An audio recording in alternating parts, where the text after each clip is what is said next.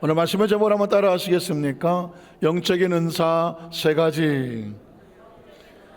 두 번째 말씀으로 영적인 은사 세 가지, 이런 말씀으로 함께 은혜 나누기를 원합니다. 은사라는 단어를 헬라에 보면 카리스마라는 단어를 씁니다. 아마 카리스마 세상에서 그런 말을 쓰죠. 그 사람 참 카리스마가 있다. 어떤 권위가 보이고 어떤 위력이 보이고 뭔가 위험이 보일 때 그 사람 카리스마가 있다라고 표현하기도 합니다. 그러나 이 카리스마는 사실 사람이 갖는 건 아니죠. 하나님으로부터 주시는 은혜와 능력, 은사를 카리스마라고 말하는 것입니다. 그러니까 사람이 어떤 것을 꾸며서 지위와 위치에서 가지고 있는 능력으로 나타나는 것이 아니라 전적으로 하나님께서 부어주시는 은사와 능력을 말할 때 카리스마라는 표현을 씁니다. 영어로 번역을 한다면 기프트라고 하기도 합니다. 선물이다라고 하죠.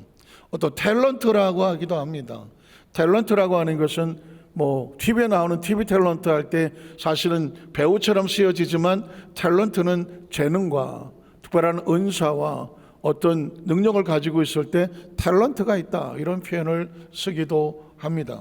한국말로는 달란트의 비유, 달란트라는 표현을 쓰죠. 달란트는 사실상 탤런트입니다.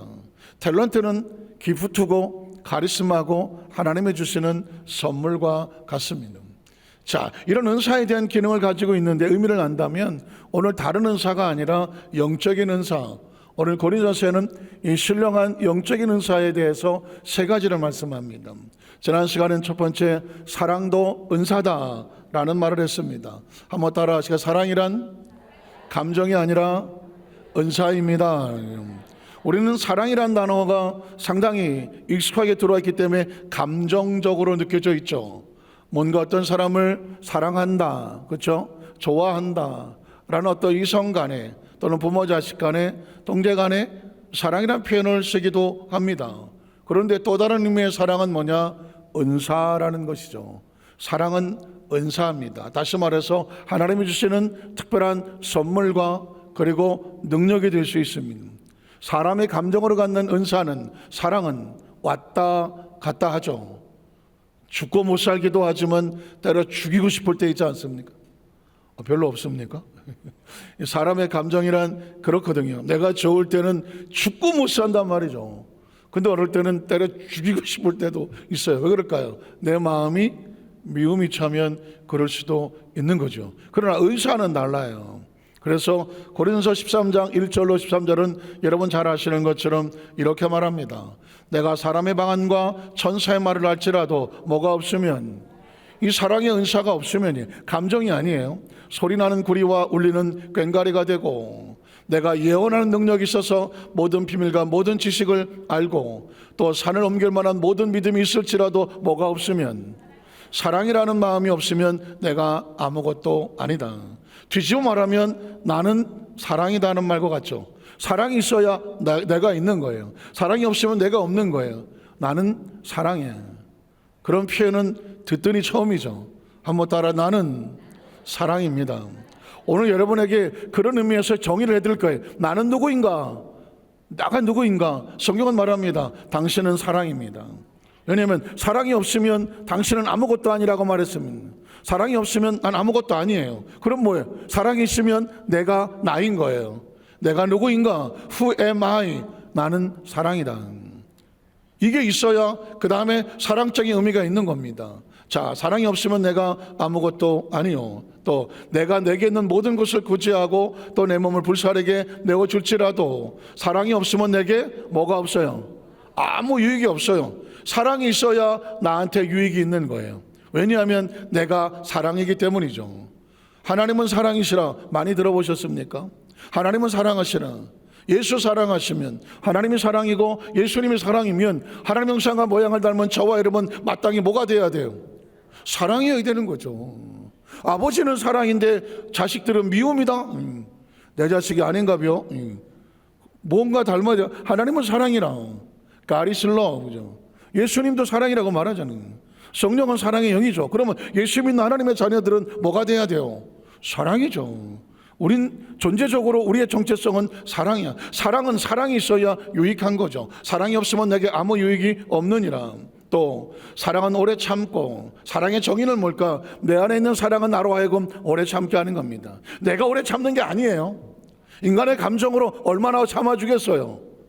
인간의 감정은 그렇게 쉽게 오래 참지 못합니다.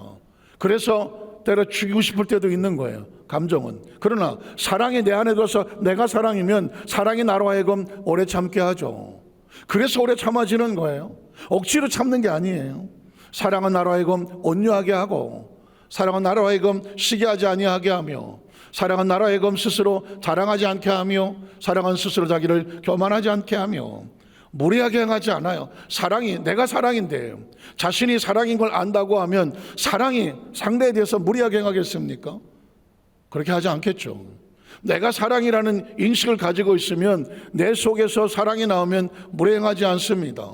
아까 사랑은 자신의 유익을 구하지 않습니다. 왜냐하면 사랑은 더불어 함께 유익을 구해야 비로소 사랑이기 때문에 그렇죠. 사랑은 성내지 아니합니다. 왜냐하면 상대방의 마음을 아프게 하고 싶지 않은 것이 사랑이거든요. 사랑은 성내지 아니하며 사랑 자체가 악할 수가 없는 거죠. 악한 것을 생각하지 아니하며 불의를 기뻐하지 않아요. 내가 사랑인데 뭐. 그러니까 이거는 내가 사랑이란 정체성이 있으면 나머지는 그냥 따라오는 거예요.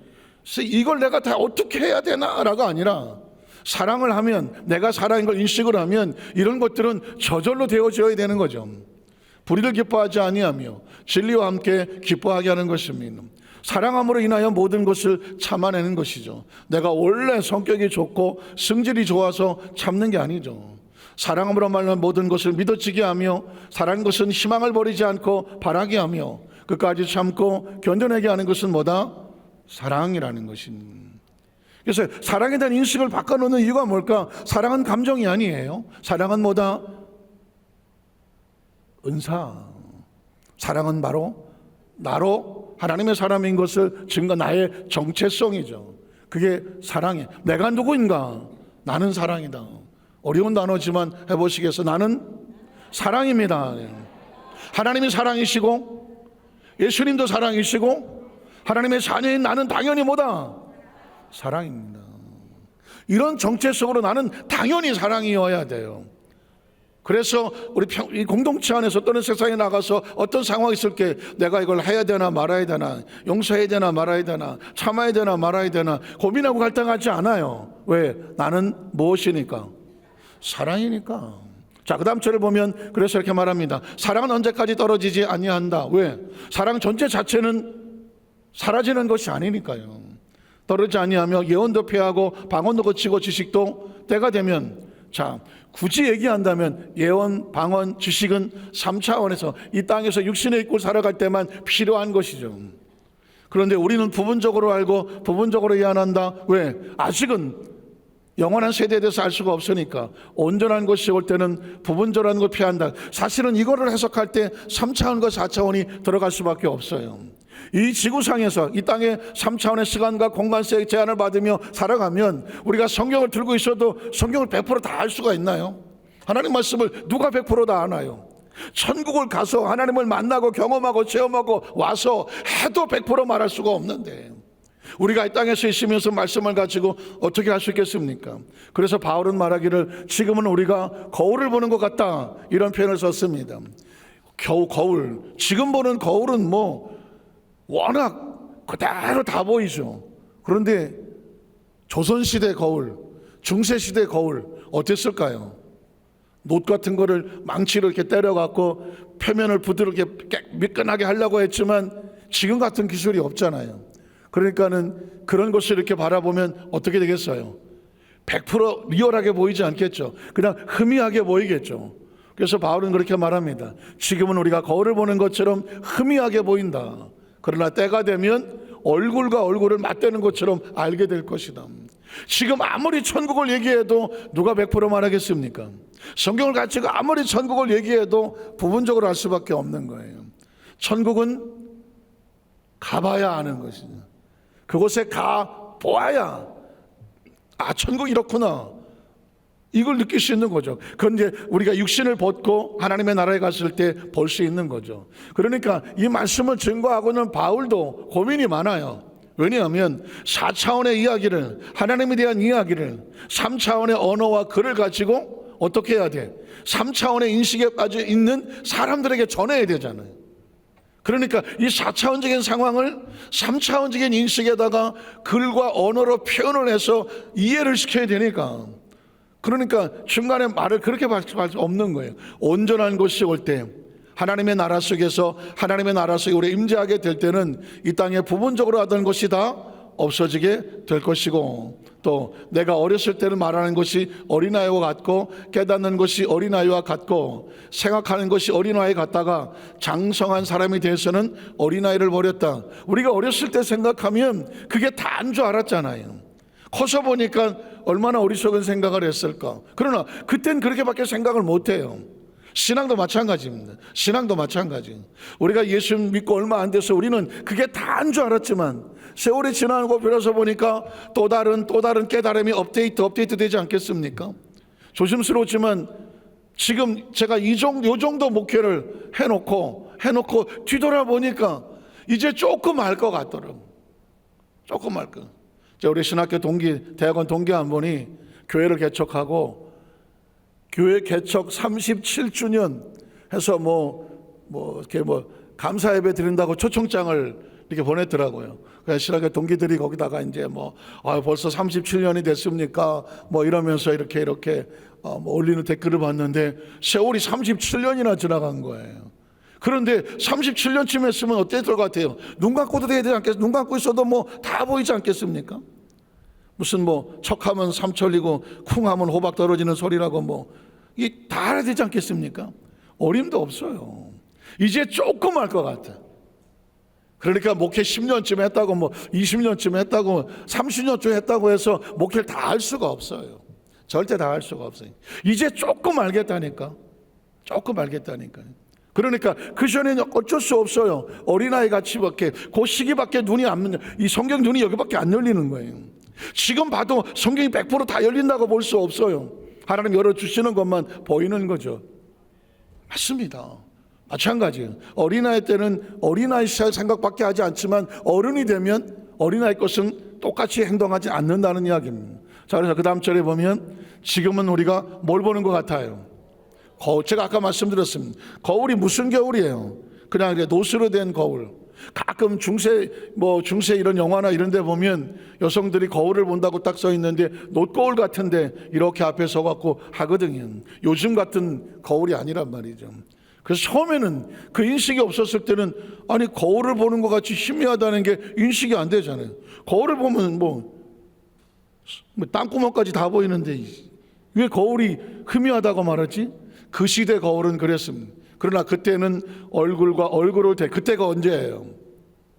하나님 앞에 섰을 때, 하나님 나라에 갔을 때, 우리가 말하는 천국 안에 들어갔을 때는 얼굴과 얼굴 대하여 보게 될 것이고, 그리고 지금은 부분적으로 알지만 그때에는 주께서 나를 아신 것 같이 내가 온전히 알 것이다. 그러니까 여러분 보십시오. 세상은 두 가지 세상이 있어요. 육신으로 사는 세상이 있고 영으로 사는 세상이 있어요. 육신에 사는 걸 현실이라고 말하고 영적으로 사는 삶을 신령한 세계라고 말하는 것입니다. 크리스천은 육신을 이 땅에 가지고 있지만 우리 영혼은 하나님의 나라 속에 있는 하늘나라 백성이거든요. 이 두 가지 세상, 두 가지 인식이 있어야 크리스천인 거예요. 기억하십니까? 빌라도가 예수님에게 네가 유대인의 왕이냐 물었잖아요. 유대인이 왕이라고 말하면 로마 정부에 반역을 하는 것이거든요. 그래서 예수님께서 내가 유대인의 왕이야, 네가 말하였도다 라고 말합니다. 빌라도는 긴장했겠죠. 그럼 네가 유대인이 이 종교철학에 반역하는 유대인의 진짜 왕이란 말이냐 라고 말했을 때 예수는 뭐라고 말합니까? 내 나라는 이 땅에 있지 않다라고 말하셨습니다. 이해가 되십니까? 예수님은 유대인의 그 동네 팔레스타인의 왕이나 하려고 오신 분이 아니에요. 온 세상의 모든 죄를 짊어지시고 십자가 올라가 몸짓고 피 흘려 죽으심으로 말미암아 다 이루었다. 하나님의 나라에 가는 길이요 진리요 생명인 줄로 믿습니다. 천하 인간에게 천하 어떤 누구에도 구원받을 만한 이름을 다른 이름을 주신 이가 없으니 오직 예수 그리스도를 말미암아 구원을 얻는 줄로 믿습니다. 그러니까 예수를 믿음으로 우리는 하나님의 자녀라고 하는, 이제 눈치챘잖아요. 우리가 이 땅에서 얼마나 살겠어요? 얼마나 살겠냐고요. 천년 만년 저 푸른 초원 위에 그림 같은 집을 짓고 살고 싶어도 한 100년 살면 허리가 아파서 못 살아. 육체가 그래, 육체가. 그러나 영혼은 나이를 먹지 않잖아요. 마음도 나이를 안 먹는데, 마음은 이팔청춘 같지 않아요? 마음은 나이를 안 먹어요. 영혼은 어떻겠어요? 영혼은 나이를 먹을 수가 없죠. 시간과 공간의 제한을 받지 아니하니까. 그래서 항상 두 가지 인식이 있어야 돼요. 부분적으로 알지만 온전히 알게 된다. 지금은 희미하게 보이지만 나중에 얼굴거리하는 것처럼 본다. 지금은 내가 육신으로 살지만 우리 나중에 육신에 제한이 없는 영으로 산다. 지금은 지구에서 살지만 나중에는 이 지구를 벗어나서 하나님의 나라, 영원한 나라에서 살게 된다. 믿으십니까? 믿으십니까? 이 인식이 정확하셔야 돼. 그래야 이 세상에 미련을 두지를 않아요. 이 세상에 미련을 두지 않아요. 아주 조심스러운 얘기지만 군대 생활 또 얘기를 해요. 제대를 앞두는 군인들이 어떨 것 같아요? 말년병장에 한 달쯤 남겨놓으면 어떡할 것 같아요? 밤에 일어나서 뭐 하는지 아십니까? 옛날에는 제대할 때 깨구리복이라고 해서 예비군복을 줬어요. 밤에 뭐 하는지 아십니까? 그 예비군복을 그거를 혼자 입어보고 또 데리고 왜? 나갈 때 멋있게 보이려고.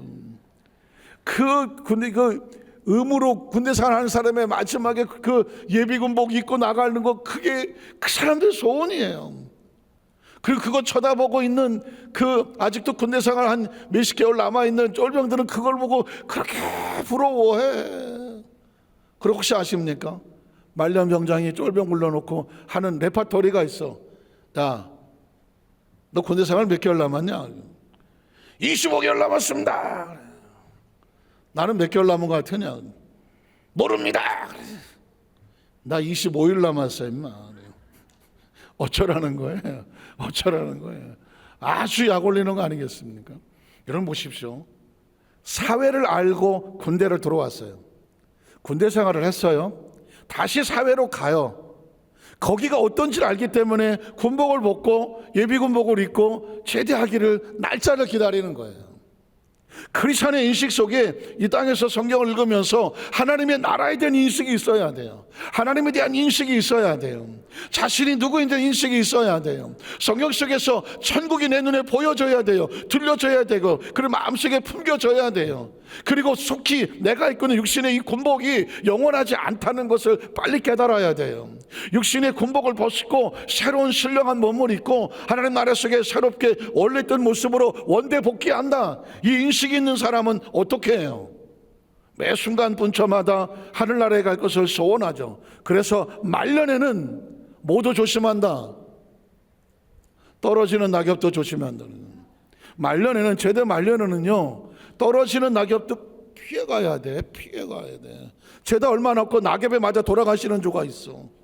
설마 낙엽에 맞아 돌아가시겠어? 그렇지만 그 정도로 조심하고 사는 거예요. 이 땅의 크리스천들은, 하나님 나라에 소망이 있는 사람들은 떨어지는 낙엽도 조심하면서 신앙생활을 해야 돼요. 혹시라도 물 한 방울 튈까봐, 먼지 하나 묻을까봐 조심하게 신앙생활하고 살아가는 이유는 왜? 안전하게 잘 제대해서 사회에 복귀하기 위해서 있어야 될 걸 알기 때문에 그런 소원을 갖는 겁니다. 천국이 확실하지 않은 사람은 이 땅에서 엉망진창으로 살아요. 천국이 확실한 사람은, 갈 곳이 정확한 사람은 절대로 자기 마음대로 살지 않아요. 떨어지는 낙엽도 피해 다니면서 살아요. 혹시라도 나에게 오염이 될까 봐. 이해되십니까? 그래서 온전히 알아야 되는 거죠. 그러면 또 하나는 뭐냐면, 두 번째는 신령한 것을 사모하라고 말했습니다. 자, 신령한 것을 사모하라. 제가 최근에 어떤 강의 내용을 하나 듣다가 보니까 아인슈타인이라는 물리학자를 기억하십니까? 전 세계 가장 유명한 물리학자 중에 하나가 아인슈타인이잖아요. 아인슈타인의 아주 유명한 이론이 뭐예요? 상대성 이론이라는 것입니다. 그 내용을 설명하기 전에, 자, 이 아인슈타인은 물리학자죠. 물리학은 뭐 수학, 뭐 화학, 물리학 이런 학문들은 형이 하학이라고 말하죠. 형이 상학과 대비해서 형이 하학이라고 말해요. 형이 하학은 뭐냐면 숫자로 계산이 되어지면서 눈으로 볼 수 있는 거죠. 학문은 그래요. 숫자로 원칙과 원리가 맞아 떨어지면서 눈으로 볼 수 있어야 돼요. 이걸 형이 하학이라고 말해요. 그러면 반대로 형이 상학이라고 말하죠. 형이 상학은 뭐예요? 숫자로 계산으로 원리로 떨어지지가 않아요. 그리고 눈에 보이지 않아요. 뭐 정신세계, 마음의 세계 이런 이야기들은 숫자로 계산이 안 돼요. 그리고 눈에 보이는 것도 아니에요. 그렇다고 없지도 않아요. 그래서 형이 하학적이란다, 형이 상학이라는 표현을 쓰는데 기본적인 물리학이나 수학이나 이런 학문들은 형이 하학적이에요. 숫자가 계산이 원리가 원칙이 떨어지고 그 다음에 눈으로 당장 확인이 되는 거예요. 자, 아인슈타인이라는 사람은 이런 학문엔 거의 전 세계 독보적인 사람입니다. 이 사람이 이런 말을 합니다. 내가 형이 하학적인 물리학을 연구를 하지만 물리학을 연구할수록 형이 상학적인 게 궁금하다. 형이 하학적의 전문가인데 형이 하학을 하다가 보니 나는 형이 상학이 너무너무 궁금하다. 이런 표현을 합니다. 왜 그러냐? 물리학을 연구하다가 보면 어떤 거든지 이 세상에 존재하는 것에 의미가 없는 게 없대요. 어떤 숫자가 의미가 없겠습니까? 어떤 원리 원칙들이 발견이 되면 원리 원칙은 왜 필요하게요? 분명한 이유가 있는 거예요. 그러다가 보니까 이 사람이 이런 생각을 합니다. 우주는 왜 있을까? 먹고 살기 바쁜데 우주가 왜 있는지 내가 알게 뭐 이렇게 생각하십니까? 우리가 살고 있는 이 세상의 가장 큰 사이즈 공간은 뭐예요? 우주거든요. 그 우주가 왜 존재할까? 아무 생각이 없는 것 같아도 이 물리학자가 볼 때는 작은 숫자 하나도 원리 원칙 하나도 그냥 있는 건 없더라. 다 의미가 있더라. 그럼 우주가 그냥 있겠느냐? 아니라는 거죠. 우주가 당연히 의미가 있다는 거죠. 그러면 우주의 의미는 뭘까? 그러면서 생각하는 게 뭐냐면 사람은 왜 존재할까 하는 거죠. 사람은 이 땅에 왜 존재할까? 물리학자 입장에서 말하는 거예요. 사람은 왜 존재할까? 분명히 이유가 있을 거라는 거죠. 이분은 지금 성경 이야기를 하지 않아요. 신앙 얘기하는 게 아니에요. 물리학자 입장에서 우주는 왜 존재할까? 분명히 이유가 있을 텐데. 인간은 왜 존재할까? 분명히 이유가 있을 텐데. 그러면서 이 아인슈타인이 물리학자가 말한 이야기는 인간의 존재 이유는 그 사람의 정의예요. 이렇게 말합니다. 아, 서로 도우라고 있구나. 한번 따라하죠. 서로 도우라고 있구나. 그 사람의 생각에 볼 때 인간이 존재하는데 인간이 존재하는 목적은 그 사람 입장에서 볼 때는 아, 인간은 서로 도우라고 있구나. 굉장한 고찰에 나온 겁니다. 쉽고 사고 깊은 생각 속에 나온 거예요. 인간은 서로 도우라고 있구나. 왜냐하면 서로 도와야 같이 살아요. 서로 도와야 안전해요. 서로 도와야 행복할 수 있고 평안할 수 있어요. 서로 도와야 번성할 수 있어요. 서로 도와야 서로 지켜줄 수가 있어요. 내가 당신을 도와주니까 그 사람도 나를 도와줘. 그러니까 둘이 안전하잖아요. 어디를 가더라도 서로 돕는 목적을 알고 있으면 사람은 사람을 보면서 서로 도와줘. 그러면 그 사람도 살고 나도 살고, 그러니까 당신도 살고 나도 사니까 당신도 안전하고 나도 안전하고. 그러니까 인간의 존재 목적은 서로 도우라고 있구나. 이게 아인슈타인이 발견한 물리학자 입장에서 존재 목적이에요. 신앙적이지 않고 뭐 성경적이지 않다라고 해서 혹시 여러분 실망하실지 모르지만 성경적이에요. 왜냐하면 예수님께서 계명을 얘기할 때 내가 너에게 새 계명을 주노니 서로 사랑하라고 그랬어요. 예수님도 이 땅에서 우리에게 궁극적인 가장 최고의 목적은 서로 사랑하라고 했어요. 그러니까 우리는 이 땅에 왜 존재하느냐? 서로 뭐하라고? 사랑하라고 존재하는 거예요. 예수님이 십자가에 올라가 몸짓고 피 흘려 죽으셔서 우리를 대신하여 대속하신 하나님의 자녀로 만들어 주셨는데 그 목적이 뭐예요? 내가 너희를 사랑하는 것처럼 너희도 서로 뭐해라? 사랑하라고. 서로 사랑하라고. 야, 이 기가 막힌 이야기예요. 그러니까 서로 사랑하는 가정, 서로 사랑하는 공동체, 서로 사랑하는 사회, 서로 사랑하는 나라만 안전한 거예요. 안전한 거예요. 그러니까 하나님께서 이 땅의 삶 속에서 너희가 서로 사랑하여 하나님 아버지의 마음을 가지고 생육하고 번성하고 땅에 충만할 수 있는 것은 서로 뭐 하는 수밖에 없어요? 사랑하는 수밖에 없어요. 그러니까 오늘 저와 여러분에게 우리가 이 땅의 삶을 사는 것 같지만 이 우리의 속에는 이로 서로 사랑하게 하시는 하나님의 귀한 섭리가 역사가 우리 속에 있는 줄로 믿습니다. 그러니까 우리는 늘 잠깐 우리 존재하지만 나라고 하는 존재를 제가 늘 얘기하는 3+4예요. 육신은 3차원의 육체를 가지고 있지만 우리 영은 하나님으로부터 온 영적인 존재예요. 한번 따라하세요. 3+4. 뭐 추석 선물에 세계에서 한번 내게 준다는 건가? 뭐 이런 얘기가 아니라 나라는 존재가 육체는 시간과 공간의 제한을 받는 3차원적인 존재지만 우리 영은 하나님으로부터 와서 서로 사랑하고 용서하고 같이 공동체를 이끌어가서 힘을 모을 수 있도록 하나님 나라를 세우도록 만들어놓은 영적인 존재라는 것입니다. 제가 오늘 여러분에게 그러니 우리가 어떻게 살아야 되냐면 육체는 육체의 욕구로 살지만 우리 영은 하나님께서 원하시는 삶을 살아야 돼요. 이해가 되십니까? 육체는 생존적인 본능을 해서 육신의 정력과 안목의 정력 이상의 자랑으로 육체적인 본능으로 살려고 해요. 이 본능을 지배하고 다스리는 것은 뭐냐면 우리 영혼이 하나님의 마음과 뜻을 가지고 사는 거거든요. 자, 여러분에게 이 말씀 하나 스토리만 드리고 말씀을 마치려고 하는데요. 이런 질문을 합니다. 굉장히 좀 생각을 많이 하고 같이 고민을 하셔야 되는 거예요. 자, 우리는 각자 한 사람 한 사람이 가지고 있는 예수님에 대한 생각이 어떤 생각이 있을까? 제가 만약 지금 여러분이 예수에 대한 어떤 생각을 가지고 있는지 그 예수를 십자가에 못 박으시고 새로운 예수를 만나십시오 이렇게 말하면 이게 뭔 소리야? 내가 지금까지 믿어온 예수가 있는데 그 예수를 십자가에 못 박아버리고 내가 믿는 예수가 아니라 새로운 예수를 마음속에 다시 믿으십시오 이렇게 말하면 여러분은 무슨 소리야 이거 뭐 충격으로 받을 수도 있어요. 자, 여러분에게 말합니다. 베드로가 마태복음 16장에 주는 그리스도시요 살아계신 하나님의 아들입니다 라고 신앙 고백을 합니다. 베드로가 예수를 믿었나요? 안 믿었나요?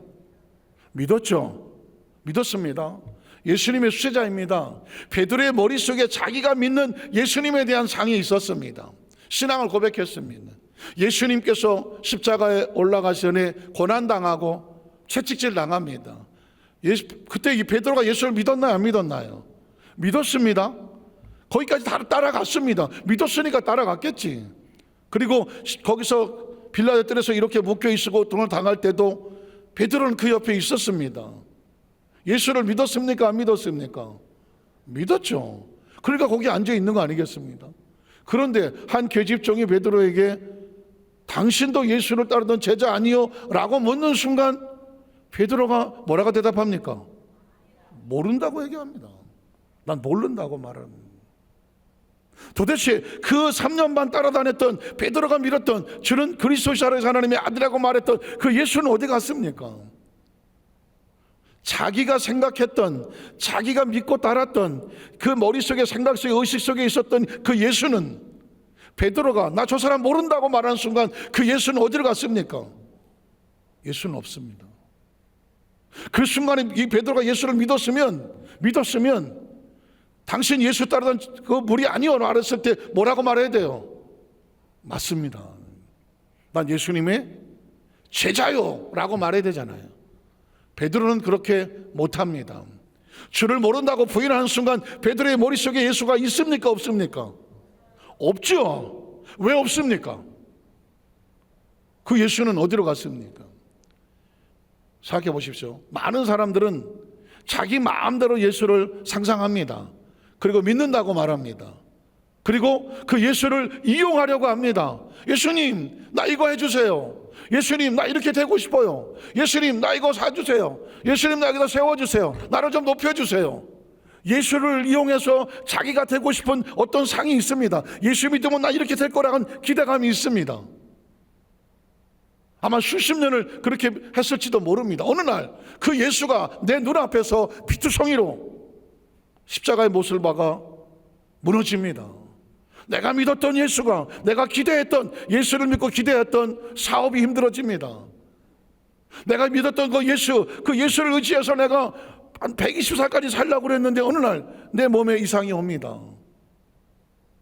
우리 사업은 그냥 구구장창 잘 돼야 되는데 어느 날 사업이 휘청거리기 시작합니다. 어느 날 내가 믿었던 사람한테 어려움을 당하기도 합니다. 어느 날 이 공동체에서 내가 제일 인정받아야 되는데 어느 날 나는 나를 인정해 주는 것 같지 않습니다. 그때 여러분의 반응이 어떻습니까? 실망하십니까? 서운하십니까? 속상하십니까? 내가 의지했던, 얘가 예수를 믿으면 내 안에 나한테 이렇게 되지 않나? 이렇게 되지 않나? 이렇게 되지 않나? 이 베드로는 왜 그 빌라도 법정까지 따라갔을까요? 거기서 혹시라도 예수가 빵 하면서 그냥 뭔가 능력을 말하면서 거기서 뭔가 뒤집는 반전을 기대하고 갔을까요? 아무런 반전이 없었습니다. 제가 묻는 거는 베드로는 예수를 기대했던 실제 예수가 아닌 자기가 마음대로 썼던, 자기 마음대로 믿었던 예수를 기대했다가 빌라도의 법정에서 실망하고 그 예수는 사라지고 도망을 치고 나옵니다. 나는 모른다. 차라리 장을 지져라. 난 절대로 모른다고 부인하고 침을 뱉고 배반하고 도망쳤습니다. 베드로 속에 예수는 더 이상 없습니다. 어쩌면 베드로는 그 예수를 잘 배반했는지 모릅니다. 그 예수는 진짜 예수가 아니었을지도 모릅니다. 자기 나름대로 자기 혼자 꿈꿨던 그 예수를 통해서 이스라엘이 로마를 쳐부시고 왕국이 세워지고 예수님이 황제가 되면 그 옆에서 좌의정 우의정 하려고 따라다녔던 그 제자들, 그렇게 그 만족을 채워줄 예수는 없습니다. 그래서 다 피투성이로 도망을 친 겁니다. 그리고 세월이 지나 예수님은 부활했다고 합니다. 이미 예수가 없는데 그래서 베드로는 예수를 만나러 못 가는 겁니다. 난 고기다 잡으러 가겠어. 가버리는 겁니다. 그런데 디베랴 바닷가에 예수가 찾아옵니다. 그 예수는 어떤 예수입니까? 그 예수는 이제껏 베드로가 믿었던 그 예수하고는 전혀 다른 예수입니다. 전혀 다르습니다. 베드로의 만족을 채우러 온 예수가 아닙니다. 네 소원을 내가 들어줄게, 소원을 채우자고 온 예수가 아닙니다. 베드로 내가 너 이 세상에서 높여줄게, 베드로를 높여주려고 온 예수도 아닙니다. 진짜 예수는 베드로에게 와서 이렇게 묻습니다. 넌 아직도 나를 사랑하느냐? 그리고 아무리 힘들고 어려워도 내 양을 치겠느냐? 네 생명을 내려놓고라도 내 양을 먹이겠느냐? 나를 사랑한 나는 하나만 가지고 어떤 사람이 너를 알아주지 않아도, 돈이 안 따라와도, 명예가 안 따라와도, 사람들이 인기를 없다고 해도 내 양을 위해서 끝까지 십자가를 지고 가줄 수 있겠느냐? 베드로야, 이게 예수입니다. 이게 예수입니다. 제가 여러분의 마음속에 혹시라도 조심스럽지만 환상 같은 걸 가졌다고 하면 깨부시려고 합니다. 예수는 내가 원하는 것을 이루어 주시는 분이 예수가 아닙니다. 그 예수는 깨져야 됩니다. 그 예수님이 나를 찾아와서 네가 나를 위해서 기꺼이 아무리 힘들어도, 아무리 어려워도, 아무리 아무도 안 알아줘도, 혹시 너의 전 재산이 들어간다고 하더라도 내 양을 치고 내 양을 먹이고 그리고 나를 위해서 기꺼이 그 길 가 주겠느냐 라고 묻고 서 있는 분이 예수입니다.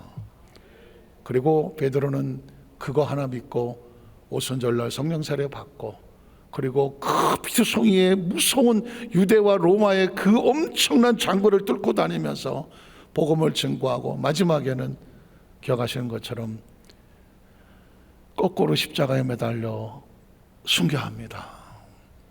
왜?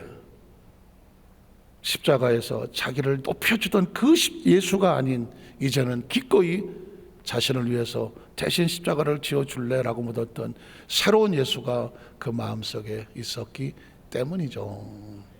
어린아이 같이 엄마 이거 좀 사주세요, 안 사주면 삐지고, 나 이렇게 해주세요, 안 해주면 삐지고, 내가 갈 거예요 이러면 삐지고 하던 어린아이 같은 신앙이 아니라 기꺼이 나를 위해서 내 양과 이 공동체에서 네가 헌신을 해주겠냐고 했을 때 주여 내가 여기 있습니다 라고 하는 진짜 예수를 만나서 진짜 예수를 믿어서 진짜 내 안을 통하여 하나님의 나라가 증거되는 크리스찬들 되어지시기를 주님의 이름으로 축복합니다. 기도하겠습니다. 하나님 아버지 감사합니다.